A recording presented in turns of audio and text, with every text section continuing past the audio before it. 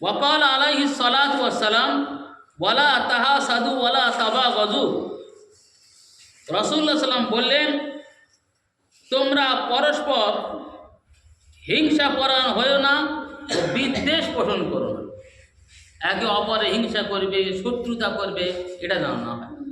বর্তমান আমাদের সমাজে হিংসা করা আর শত্রুতা পোষণ করা, এটা যেন আমরা একেবারে আমাদের অঙ্গাঙ্গিভাবে ধরে নিছি যে আমাদের সহজাত অভিজাত, মানে এটা হচ্ছে আমাদের অধিকার, যে আমরা এটাই করবই করব। তা না করলে আমাদের কোনো ভালো কাজ হবে না। প্রতিটা কাজে আমরা যদি মনে করি যে আমাদের আল্লাহর কাছে হিসাব দিতে হবে, আর যদি আমরা এই কথা মনে করে আল্লাহর কথা খেয়াল করি, তা আমরা একচেটিয়াভাবে গুনার কাজ থেকে বেঁচে থাকব। আল্লাহ নবী বলেছেন, কুল্লুকুম রাঈন ওয়া কুল্লুকুম মাসউলুন আর রাইয়াতিহি। তোমরা প্রত্যেকেই অভিভাবক। অভিভাবক মানে কি? সে ধর্তকর্তা, সংসারের কর্তা। সেই তোমাদেরকে তোমাদের অধীনস্থ ব্যক্তিদের সম্বন্ধে জিজ্ঞাসা করা হবে। একটা লোক, সে তার বাড়ির অভিভাবক, বাড়ির কর্তা, তার সন্তান সন্ততি, ছেলে মেয়ে, তার স্ত্রী পরিজন সকলের ব্যাপারে তার জিজ্ঞাসা করা হবে, তুমি এদের ব্যাপারে কতটুকু কি করেছিলে, কতটুকু যত্নবান ছিলে, এরা হালাল খেয়েছে না হারাম খেয়েছে, তুমি কি করেছিলে বলো, জিজ্ঞাসা করা হবে। এর থেকে বোঝা গেল, আর এই রাষ্ট্রনায়ক হয়, রাষ্ট্রনায়কের দায়িত্ব হলো বাইরের রাষ্ট্রের কোনো লোক যেন তার রাষ্ট্রের কোনো বাসিন্দার উপরে, সেই রাষ্ট্রের নাগরিকের উপরে যেন আঘাত করতে না পারে, আক্রমণ না করে। এটা রাষ্ট্রের নায়ক হবে, তার দায়িত্ব।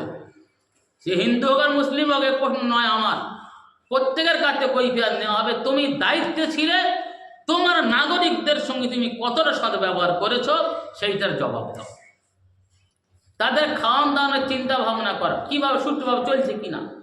এর নিচ থেকে আসা যায় যে বর্তমানে যে যে পর্যায়ের নেতা হয়ে থাকবে, তাকে সেইভাবে তার অধীনস্থদের সম্বন্ধে জিজ্ঞাসা করা হবে। যদি গ্রাম্য কোনো নেতা হয়, গ্রাম্য নেতা জিজ্ঞাসা করা হবে, তুমি তোমার অধীনে যারা ছিল তোমার গ্রামের লোকেরা, তাদের সঙ্গে কত ভালো ব্যবহার করেছো, কত খারাপ ব্যবহার করেছো, কিন্তু কেন করেছো, কৈফিয়ত তলব করা হবে। কেউ ফাঁক পাবে না। এই জন্য বলেছে, কুল্লুকুম রাঈন ওয়া কুল্লুকুম মাসউলুন আন রাইয়াতিহি। প্রত্যেকে ধরা হবে। তুমি কি ব্যবহার করেছো বলো, উপকার করেছো না ক্ষতি করেছো, ঘুষ খেয়েছো না খাওনি, কি চিন্তা করেছো। স্ত্রী সম্পর্কে জিজ্ঞাসা করা হবে, তুমি তোমার স্বামীর সম্পদ কতটুকু হেফাজত করেছো। তার অর্থ এই দাঁড়ালো, তোমার স্বামীর অবর্তমানে তুমি কোথায় কোথায় বিচরণ করেছো, ঘুরে বেড়িয়েছো। তোমার সতীত্ব প্রমাণে তুমি কতটুকু সচেষ্ট ছিলে, তার প্রমাণ দেখাতে হবে। কৈফিয়ত তলব করা হবে যে কেন তুমি এই কাজগুলো করেছো।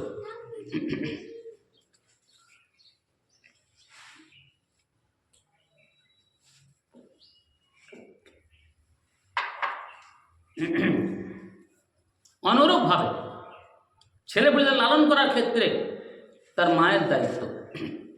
তুমি তোমার ছেলেদের লালন পালনের ক্ষেত্রে কতটুকু যত্ন নিয়েছিলে বলো, কি করেছিলে, জিজ্ঞাসা করা। তাহলে আমাদের এক কথা বুঝতে পারছি, হিংসা বিদ্বেষ আমাদের ত্যাগ করতে হবে, একেবারে ছেড়ে দিতে হবে। হিংসা বিদ্বেষ চলবে না, নাহলে এ ব্যাপারে কৈফিয়ত তলব করা হবে। আল্লাহ নবী বলেছেন,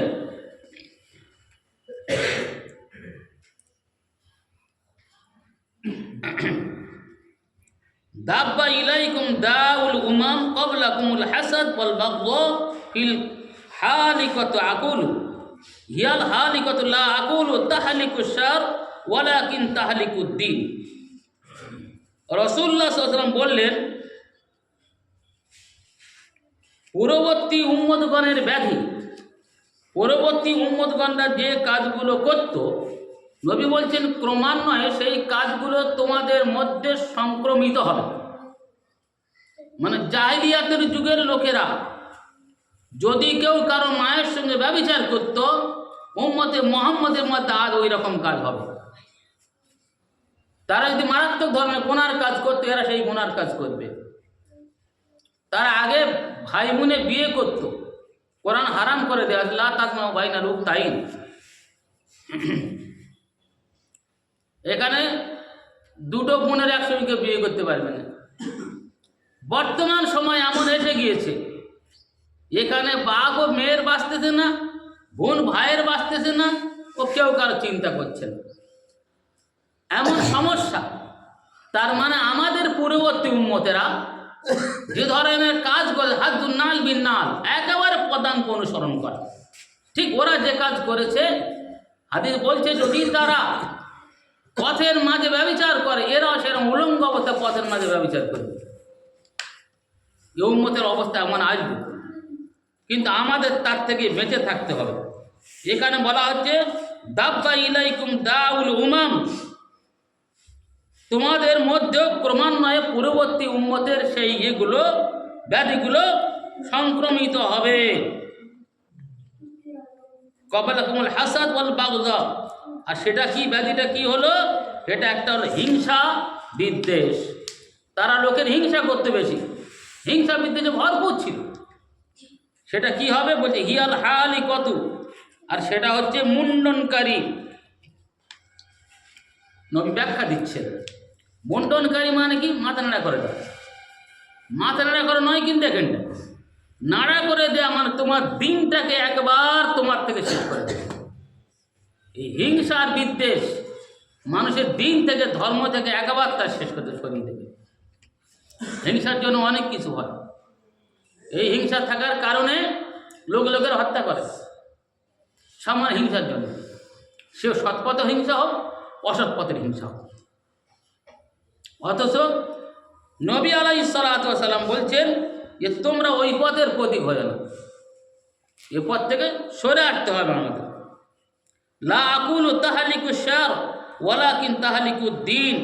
হুজুর বলছেন আমি এ কথা বলি না যে তারা মাথা মুন্ডন করবে, মাথা নাড়া করবে, বরং তোমাদের দিনটাকে নাড়া করে দেবে, দিন শেষ করে দেবে।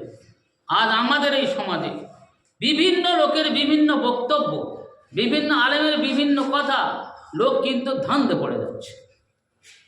কার কথা মানবে, কার কথা মানবে না, কোনটাই ঠিক, কোনটাই বেঠিক, সবার পিছনে তারা দলিল দেখাচ্ছে। আমার পিছনেও যুক্তি আছে, তার পিছনেও যুক্তি আছে। তো যুক্তি শুধু থাকলে হবে না, সেটা আবার শরীয়ত সমর্থন করতে হবে। এখন হচ্ছে না তাই? সেদিন আমার একজন প্রশ্ন করেছে, মাওলানা সাহেব তালাক বললে কি তালাক হয়? আমি তোর কথা বুঝেই ফেলেছি ও কী বলতে চেয়েছি। আমি তখন বললাম ভাই দেখে একটা কথা বলি, তালাক বললেও তালাক হবে, তবে কোরআন হাদিস ভাই সেটা হচ্ছে তলাক আর তলাক। ও বলছে যদি তলাক না বলে তালাক বলে তালাক হবে না, না তালাক হবে। তার কারণ যে ভাষার যে কথা ব্যবহার হয়, আমাদের ভাষা কি ব্যবহার হয়, আমরা তালাক বলে ব্যবহার করি। তো এই ভাষা যারা যে শব্দটা ব্যবহার করে ওই জন্য বোঝাবার জন্য সেইটাই গ্রহণযোগ্য করা হবে। আমাদের এখানে যদি বলে সদনা খাড়া, মুর্শিদাবাদে বলবে লাঠি ডাটি, তো ইডি আবার নোটিশ আগে বলবে ডাটা ডাটি, পুঙ্কা পুঙ্কা। তাদের দেশে পুঙ্কা বলে, আমার দেশে কি পুঙ্কা বলতে হবে? যে শব্দটা আমার দেশে প্রচলন, ওই শব্দটা যদি তালাক প্রচলন করা হয় তো তালাক বলে গণ্য হবে। যেমন আমাদের দেশের লোকেরা বলে, প্রায় লোক বলে এই তো ছেড়ে দিলুম যা, তালাক হয়ে যাবে। ছেড়ে দেওয়া শব্দটা তালাক, ওই হতে ব্যবহার করা হয়। ছেড়ে দিলাম মানে তালাক হয়ে যাবে। ছেড়ে দেবোটা নয়, কিন্তু ছেড়ে দিলাম যদি কেউ বলে তো তালাক হয়ে যাবে। তাহলে এখানে আমাদের বুঝতে হবে যে কথা আমরা ব্যবহার করি। যেমন আমরা প্রায় সময় বলি ও কারি সাহেব, তো কারি সাহেব বলে কিছু আছে করি, কফ আলিফ রইয়া করি, তো কে করি সাহেব বলে? ও করি সাহেব বলে কি? বলে কি? বলে না। ও কারি সাহেব, ও কারি সাহেব, তা ওটা কী করবে? তার মানে আমরা কিন্তু ওইটাতে বোঝাচ্ছি ওই ব্যক্তিটা। কেউ যাচ্ছে পথ থেকে বড় বলে হাসতে বলে ও বড়, ও বড়, তো বড় করে কেউ ডাকলে বরফ সাড়া দেবে কি? বড় বলা সাড়া দেবে। তার মানে এ বড় বলা, সেটাকে বাদ দিয়ে কী করো ও বড়, ও বড়, হয় না এগুলো? তো বড় কট করে জায়গাটা বলবে। আসলে আমরা যে ঠিক ভ্রান্তিকর কিছু বক্তব্য রেখে দিচ্ছি। হ্যাঁ, কোনো অসুবিধা নেই।